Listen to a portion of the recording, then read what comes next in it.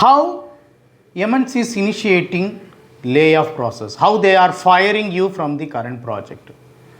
The plus point of IT industry is you will get more job opportunities if you have excellent knowledge in computer science, in computer programming language, you will get more opportunity. So that is the greatest plus point of IT industry. And the biggest minus point of IT industry is layoff. Once your work done, once project completed, they will fire you.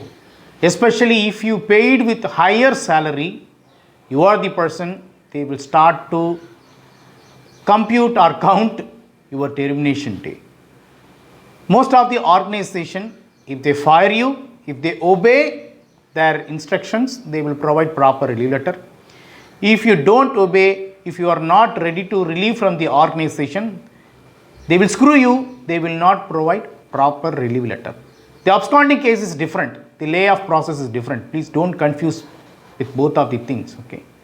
If they started to do the layoff, you need to obey. If you don't obey, they will not provide proper relief letter. So that is the most negative point of IT industry.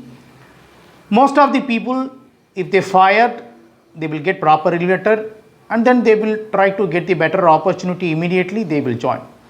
Some of the niche skill cases, some of the rare skill cases, they will not get proper opportunity because of the overlapping, because of absconding cases.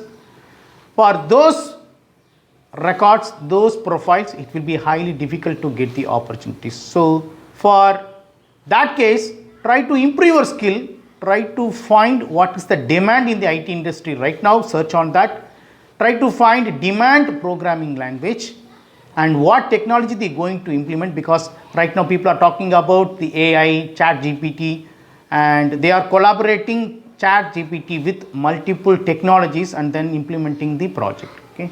Try to focus on that, upgrade your knowledge and try to be up to date with your knowledge. Okay. Thank you so much for watching this video. Have a wonderful day. Take care. Bye-bye.